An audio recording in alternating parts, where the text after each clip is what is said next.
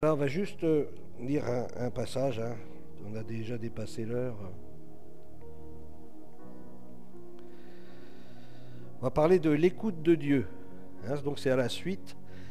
Les efforts et les combats sont nécessaires pour grandir, hein. On a vu que la croissance engendre la souffrance. Celui qui veut grandir, eh bien, qui s'attende à souffrir. Parce que la Bible nous invite à mourir, à accepter la croix dans notre vie.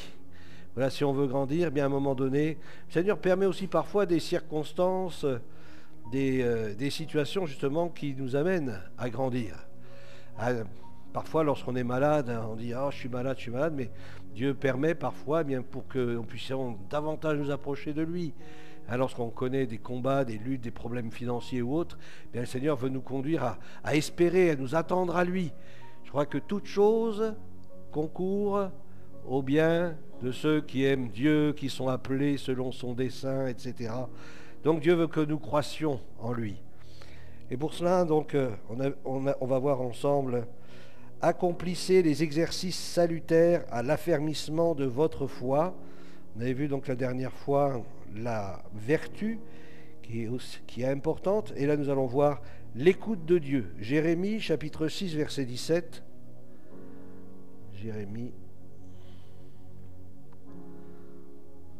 Jérémie 6, 17.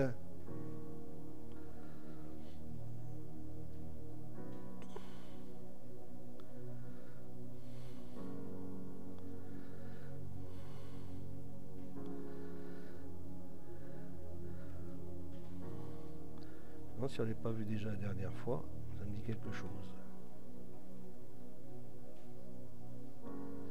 J'ai mis près de vous des sentinelles. Soyez attentifs au son de la trompette. C'est vrai que Dieu nous a donné des prophètes. Vous vous souvenez, c'est Agabus. Vous avez entendu parler d'Agabus? Voilà. Qui avait annoncé qu'il y aurait une famine, qu'il fallait se préparer, etc. Hein? À l'arrivée sous Claude, je crois, d'après ce qui a été dit dans la parole de Dieu. Donc c'est important, Dieu a mis près de nous des sentinelles. Des fois même à côté de nous, de la chaise qui est juste à côté de nous, il y a un frère ou une sœur qui donne une parole prophétique, et puis parfois bien ça nous passe au-dessus de la tête, mais ça tombe, Dieu est en train de te parler. Alors c'est important d'être sensible à la voix du Saint-Esprit. Dieu parle tantôt d'une manière et tantôt d'une autre. Mais nous on dit toujours, on attend toujours l'autre, hein. Mais déjà la première manière, bien Dieu veut déjà te parler au travers de sa parole. Dieu te parle au travers de la Bible. Et si on n'entend pas, bien Dieu nous parle au travers, peut-être d'un don spirituel dans l'Église, au travers de la prédication, au travers d'un frère, d'une sœur. Et puis ça peut arriver que Dieu nous parle au travers d'un païen, de quelqu'un qui ne connaît pas du tout Dieu, mais Dieu se sert de lui, il commence à te parler. Puis là tu réalises, waouh, c'est Dieu qui me parle. Oh, quelle horreur. Un païen qui me dit la vérité. Toi qui es chrétien, tu dis t'es chrétien. Oula. Et puis là, les yeux commencent à s'ouvrir, les oreilles aussi, puis on commence à s'inquiéter. Alors Dieu a mis près de nous des sentinelles, il a mis près de nous des gens qui sonnent de la trompette. On avait parlé, je crois, la dernière fois, David Wilkerson qui avait écrit ce livre, Sonne de la trompette et avertis mon peuple. Alléluia. Je crois il nous faut, et quand on a une vision, quand on a une parole de Dieu, il ne faut pas hésiter, même si, voilà, c'est partiellement qu'on prophétise, mais c'est important de donner ce qu'on a reçu, soit une vision, soit une parole. Et puis la Bible nous dit, bien les autres, ils jugent. Hein? On n'est pas dans l'Ancien Testament, on est dans le Nouveau Testament. Et dans le Nouveau Testament, bien Dieu parle, et puis les autres, ils jugent. La Bible nous dit qu'on peut tous même prophétiser. Alors c'est pour dire, hein. Donc on est capable de discerner, de savoir discerner ce qui vient du Seigneur et ce qui est bon pour notre vie et ce qui vient de Dieu pour notre édification. L'obéissance et la soumission, le psaume 119. Psaume 119.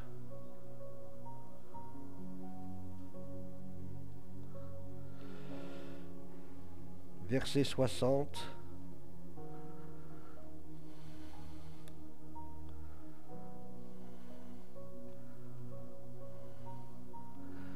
Je me hâte, je ne diffère point d'observer tes commandements.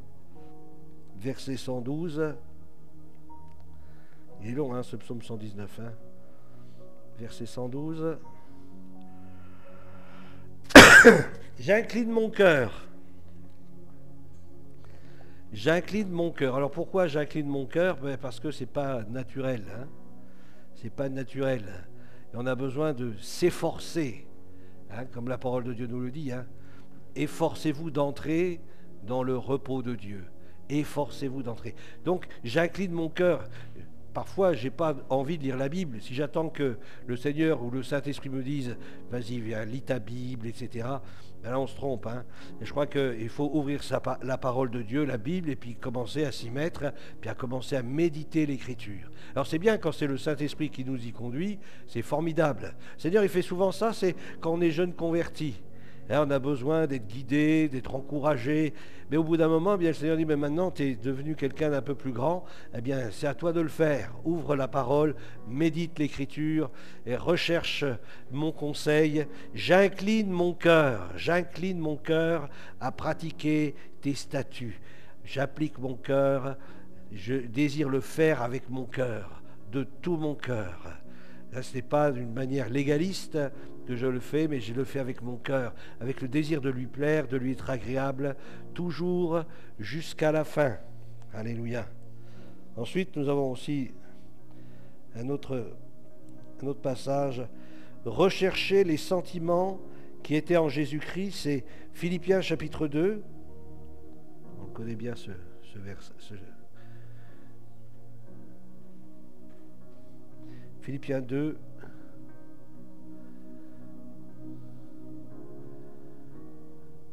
verset 5.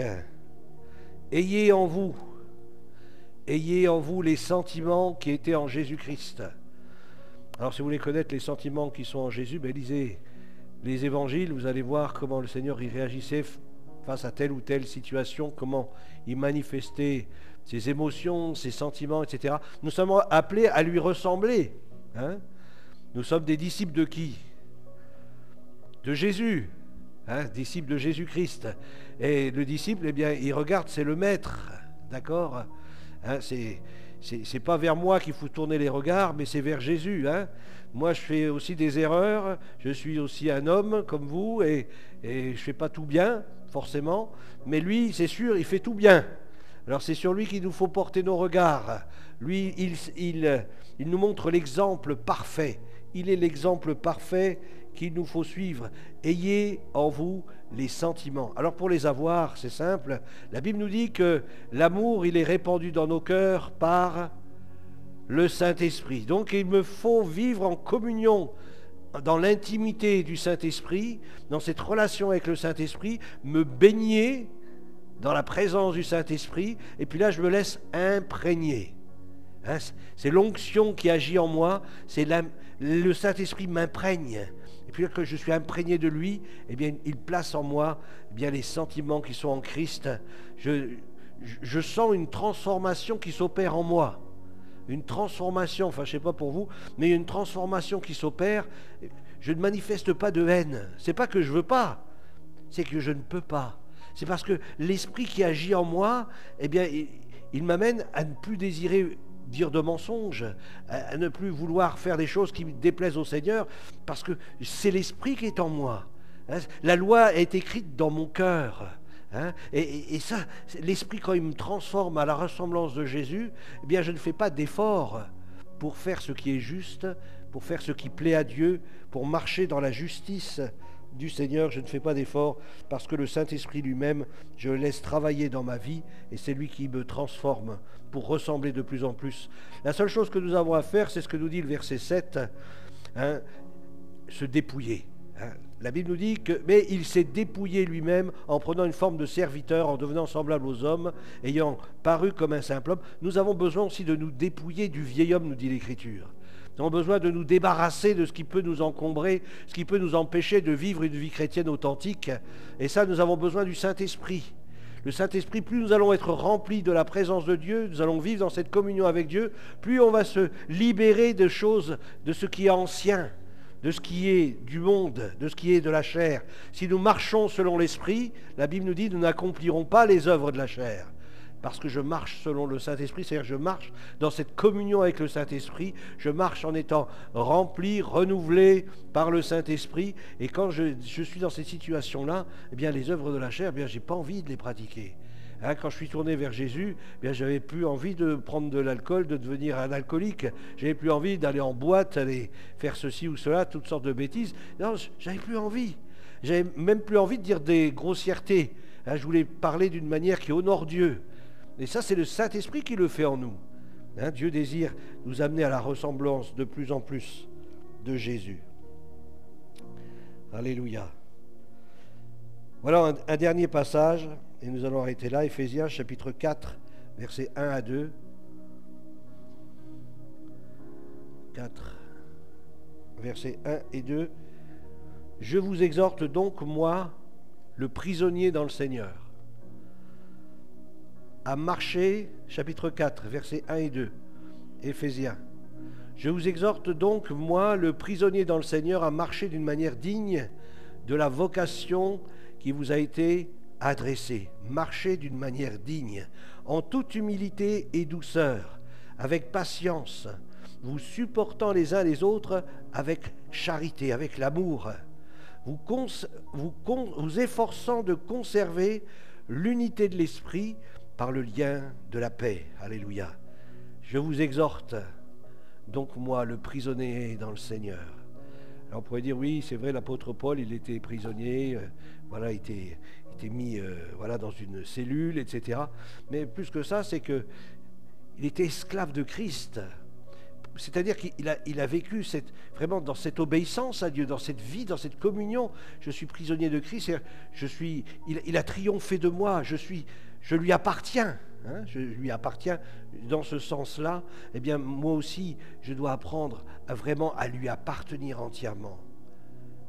J'aime beaucoup, c'était ce passage, je ne sais pas si vous vous souvenez, où il y avait des prophètes qui venaient voir l'apôtre Paul, puis qui disaient que le Saint-Esprit me montre que tu vas être persécuté là-bas à Jérusalem, ne va pas à Jérusalem, ne fais pas ceci, ne fais pas cela. Et l'apôtre Paul, il a dit, c'est lié par le Saint-Esprit que je vais là-bas. C'est lié parce que je sais qu'il y a un plan derrière. Parce que le Seigneur, il lui a dit une parole formidable. Tu parleras à César, tu rendras témoignage devant César. Et c'est arrivé, c'est arrivé. Il avait ce plan qui était pour lui. Alors parfois, c'est vrai, le Saint-Esprit peut nous révéler qu'il va y avoir des luttes, des combats, mais c'est pas parce qu'il nous révèle qu'il va y avoir des luttes, des combats que c'est pas le plan de Dieu. C'est pas forcément. Hein. Au contraire, parfois, bien pour l'apôtre Paul, c'était le cas. Il y avait cette révélation qu'il allait y avoir des luttes, qu'il allait y avoir des combats, mais c'était le plan que Dieu avait pour lui. Hein. Et là-bas, Dieu l'a gardé. Après, il a fait naufrage, vous connaissez la suite des événements, mais Dieu s'est servi de l'apôtre Paul et il a rendu témoignage devant César, l'empereur, celui qui se prenait pour un dieu. Bien l'apôtre Paul a pu lui rendre témoignage. Et c'était le plan que Dieu avait pour l'apôtre Paul, il lui avait dit. Alléluia. Alors c'est lié par le Saint-Esprit, c'est-à-dire prisonnier du Saint-Esprit, comme étant... comment dire, je ne vais pas dire possédé parce que ça va être mal interprété, hein, mais vraiment saisi par le Saint-Esprit, esclave de Christ, hein, non pas ce que je veux, mais ce que tu veux. Ça fait penser un peu Jésus dans le jardin de Gethsémanée, où il dit, Seigneur, non pas ce que je veux, mais ce que tu veux. Et c'est pour cela que je suis venu. Oui, c'est pour ça que tu t'es tourné vers Jésus, tu lui as dit, Seigneur, je te servirai, je te servirai. Et c'est pour ça que nous sommes nés de nouveau, c'est pour le servir. Alors Seigneur, quoi que tu me demandes, Seigneur, je vais obéir, je vais t'obéir. Aide-moi à t'obéir, même quand c'est difficile. Hein, c'est sûr, si j'ai un appel à aller prêcher à Tahiti ou à Hawaï, voilà. Mais si c'est comme je disais l'autre fois à Saint-Pierre-et-Miquelon, ça c'est autre chose. Alors on demande, Seigneur, c'est bien toi qui me parles là, je n'ai pas bien entendu Saint-Pierre-et-Miquelon, t'es sûr que tu t'es pas trompé? Non. Lorsque je suis esclave de Christ, lorsque j'ai décidé de le servir, je lui obéis. Même si parfois j'ai l'impression que ça va être compliqué, ça va être difficile, mais peu importe. À la clé, il y a une bénédiction extraordinaire. À la clé, il y a une bénédiction extraordinaire. Dieu peut nous conduire dans des endroits difficiles, où il y a des combats, où il y a des luttes, mais si c'est le plan de Dieu, nous allons voir la gloire de Dieu. Amen, amen, alléluia. Vous savez, il n'y a pas grand-chose qui se fait sans souffrance. Quelque part, il y a toujours un prix à payer, il y a toujours une souffrance. Mais à la clé, il y a la bénédiction. On voit Dieu se manifester, Dieu se révéler. Il disait même, si je sers même de libation, hein, même je peux servir si je sers de sacrifice, peu importe que Christ soit glorifié, c'est ça qui m'importe. Est-ce que c'est ça qui nous importe à nous? Seigneur, que toi tu sois glorifié. Alléluia. Peu importe ce que je peux rencontrer. J'aime beaucoup le témoignage de David Wilkerson quand il a vu Nicky Cruz quand il était chez lui pour lui dire que Jésus l'aimait. Et puis là, il nous raconte dans le témoignage qu'il avait été battu, etc. Moi, je pense que le Saint-Esprit lui avait dit, écoute, tu vas morfler, hein, David. Mais il dit, Seigneur, je suis prêt à faire ta volonté. Il sentait que le Saint-Esprit le conduisait. Et la parole qu'il a donnée à Nicky Cruz, ça a touché son cœur si profondément qui est devenu un serviteur de Dieu. Alléluia. Lorsqu'on obéit à Dieu, même s'il y a des combats, même s'il y a des luttes, il y a la bénédiction. On verra la gloire de Dieu. Amen. Seigneur, merci parce que tu es celui qui est fidèle. Tu es avec nous tous les jours jusqu'à la fin du monde, nous dit ta parole. Tu nous demandes même de rester fidèles, fidèles même jusqu'à la mort parfois. Seigneur, nous te bénissons parce que nous savons que tu ne nous abandonneras jamais. Ta parole nous dit, même si ton père ou ta mère t'abandonnerait, moi, je ne t'abandonnerai pas, dit l'Éternel. Seigneur, merci parce que nous savons que notre vie, elle est dans tes mains et que personne ne pourra nous ravir de ta main. Seigneur, merci parce que tu veux agir au travers de nous, avec force, avec puissance. Te bénissons de ce que, Seigneur, nous puissions te laisser agir, Seigneur. Nous ne puissions pas résister à l'Esprit de Dieu, à ton Saint-Esprit, mais nous laisser conduire, nous laisser porter par lui, Seigneur, dans les directions que tu as tracé pour chacune de nos vies. Seigneur, nous voulons être une bénédiction pour les autres. Aide-nous, Seigneur, à voir comme toi tu vois, Seigneur. Donne-nous ce discernement spirituel dont nous avons besoin, que nous puissions être comme l'apôtre Paul, dire « Je suis lié par le Saint-Esprit. C'est le Saint-Esprit qui m'a lié. Il m'a mis en moi des paroles, il a mis en moi des convictions profondes et je sais que c'est la vérité. » Et Seigneur, c'est à toi que je veux obéir. Non pas à mes sentiments, à mes émotions, mais c'est à toi que je veux obéir. Et je te bénis, Seigneur, parce que tu m'as préparé des choses extraordinaires. Alléluia. Merci parce que tu m'as préparé une place dans le ciel. Tu dis dans ta parole que lorsque tu auras préparé cette place, tu viendras me chercher, Seigneur, et tu m'emmèneras, Seigneur. Je te bénis pour le jour où tu viendras me chercher, Seigneur. Au nom de Jésus. Viens, Seigneur Jésus, nous voyons ces événements qui nous entourent, si nombreux, qui annoncent ta venue. Seigneur, viens nous chercher. Maranatha, viens nous chercher, Seigneur. Mais notre désir, c'est de voir une multitude entrer dans le royaume. Avant que tu viennes, Seigneur, donne-nous ce zèle, que le zèle de ta maison nous dévore, Seigneur, et que, conduits par le Saint-Esprit, puissions être des témoins partout, dans ce monde qui nous entoure, sans aucune crainte, sans faillir en rien, mais demeurant ferme, enracinés sur toi, sur le rocher des siècles. Merci, Seigneur, pour ta grâce qui nous accompagne chaque jour de notre vie, dans le nom de Jésus-Christ. Amen. Amen. Alléluia. Voilà. Bonne nuit à chacun. Bon retour.